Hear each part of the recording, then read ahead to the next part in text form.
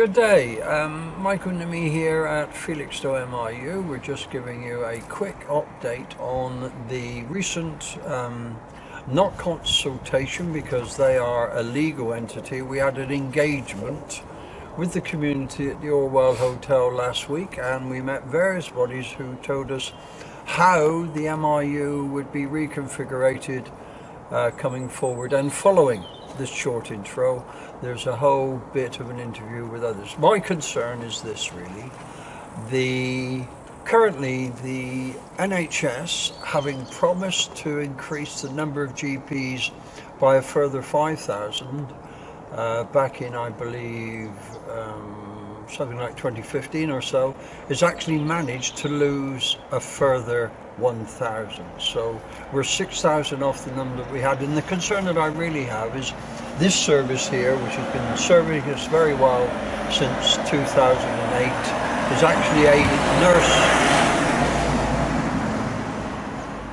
nurse-led service, and it is now supposedly going to be a GP hub service.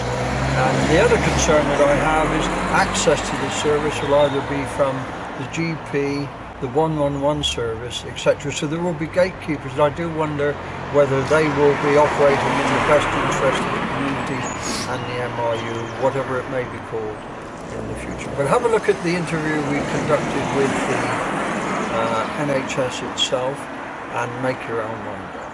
Thank you for viewing. See you the next time. Bye. Manager of minor injuries, As you know, yes, I do. But my Felixstowe viewer probably needn't necessarily know. But crack on. Right. Well, the proposal I'm here to talk about, Yes. help people with, is the fact that the NHS England Yes. have decided to formalise all the minor injury units over the country Yes. into an appointment system instead of a walk-in system. Right, and that's for everybody. And that's for everybody, and that's why I'm here, just to talk about that. Okay. I have no other jurisdiction. No, fine. No, that's fine. And as far as we're concerned, the M.I.U. will stay as this. But it will become an appointment process rather than just a walk-in process. Absolutely. What hours will it be functioning at? It hasn't been totally decided yet, but I think it's going to be 8 in the morning till 8 at night. So we're not going to do that magic 7 in the morning. Those who wake up can go there rather than have to go to A&E. The data, I have to say, that we take every day and that we collect and send off to the CCG, Right. just shows that we do not have many people coming between 7 and 8. Right. We do our cleaning then, basically.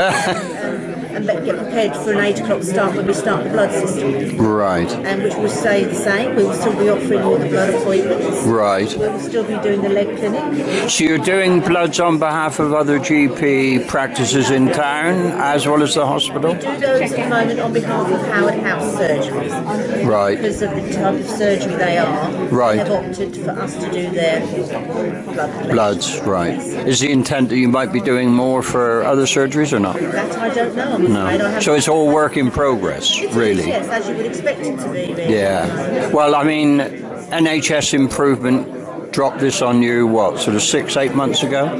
Yes. For it to happen? Quite not very long ago. And from memory, I think there are, 27 criteria you would need to meet to continue, Yes. and you only meet about 11. We do. We Yeah. partially meet some of the others, but I think the main ones, the very large, either cost prohibitive or staffing prohibitive, would be very hard to actually Provide. Yeah, okay. So crack on, what else will be happening then? Same as usual, basically. We're going to be introducing a frailty clinic. Yes, I was interested in that on the basis that I visited the one in Ipswich Hospital, Yes, yeah. and I was very gratified to see the access that they had to scanners, etc., within the hospital, which they've got readily available I don't really see that you're going to provide that for us here, are you, in Felixstowe? A scanner and all the rest of it? So sometimes you don't need a scanner No. to give people a really good an assessment. So you're capable of doing a full MOT, basically, which is what they described they were doing. They will have we will have a geriatrician, we will have physio and OT, Right. mental health input, social services input, nursing input. Right. As to what degree, I do not know at the moment. So will that be an appointment based? So it's sort of be X number of days a week. Yes. It won't be continuous, Again, would it it? hasn't been completely decided whether it's all day, every day, whether it's twice a week, 3 days a week, Right. once a week. It hasn't been decided yet. So I've been here a little while now, just 43 years. Yes. And before the big change in 2008, what we had at that time was sort of the general hospital did a walk-in, but if you wanted to see a GP, you would tend to go between, I think it used to be about 10 to 12 or 3 to 4, because that was the time when some of the surgeries supported the general hospital by being there. So that was a sort of, I don't know, it was a system that had evolved on the peninsula. It was a very, as they say, historical. At the moment, we still have the GPs that drop in on the two main surgeries, Howard House and the Grove. They Right. do drop in at regular. So they're the ones sort of within the town. What about the others? Walton and... There still are medical cover for the M.I.U. for their patients. Right. Grove and Howard House.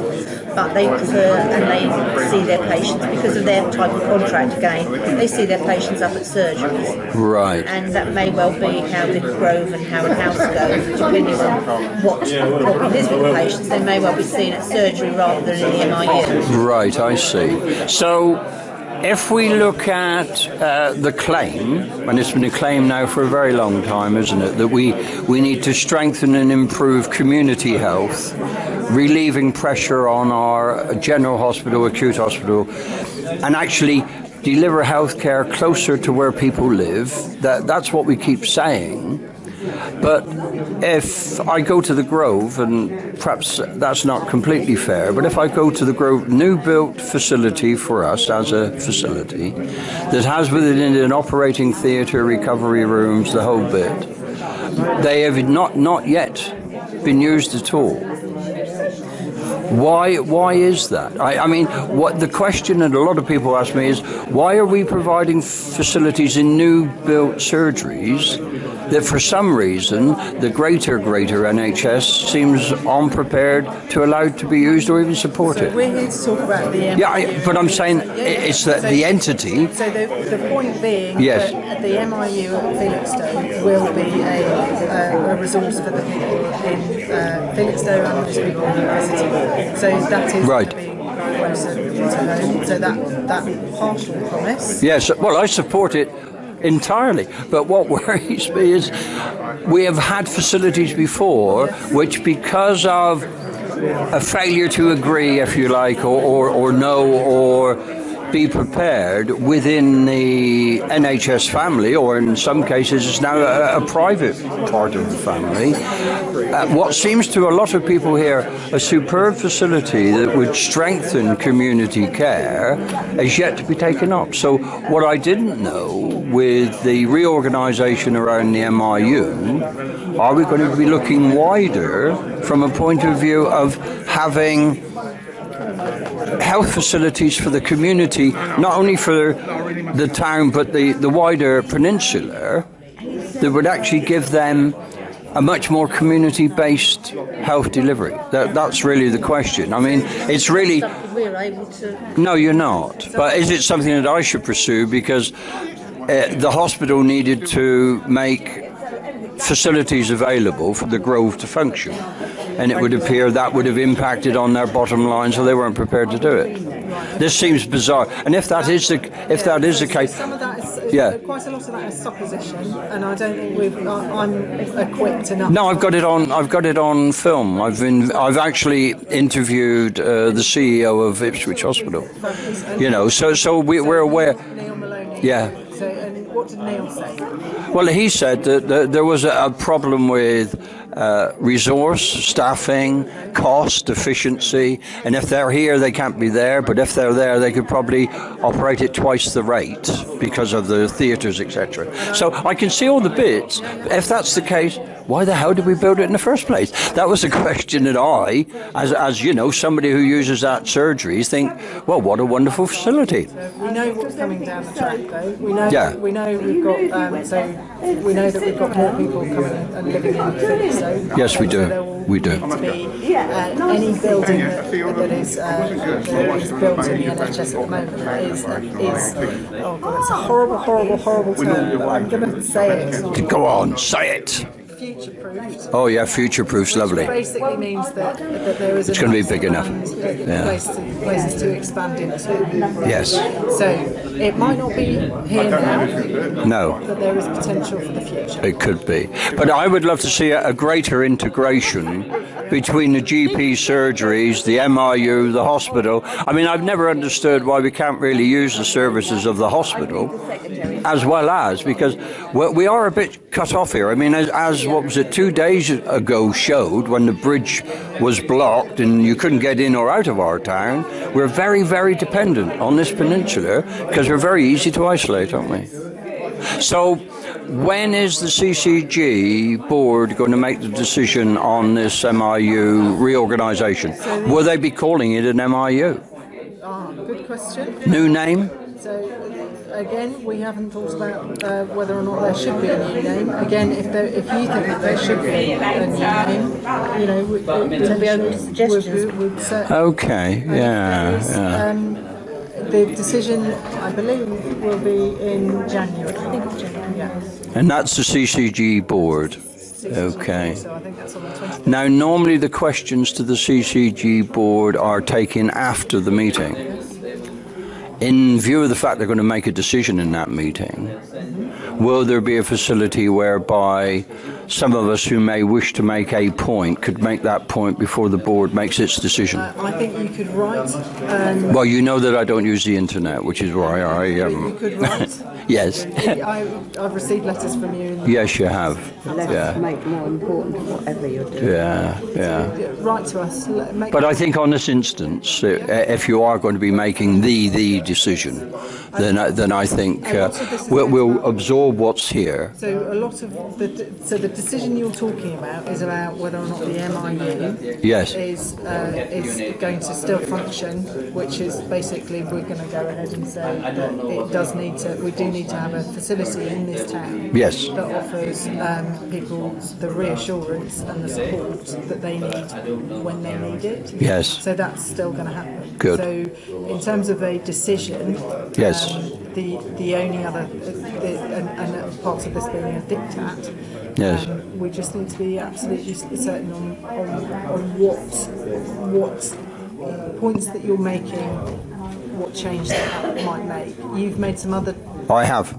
And it's rather wider than the M.I.U, but it impacts on the M.I.U. It impacts on the community. And that would be a valuable discussion to continue. And we're never going to have the answers to this overnight. No. It's always going to be, and you've probably heard me talk about tectonic plates. Yes. Oh, you have. Yeah. And once they start to move, they move. Absolutely. They do.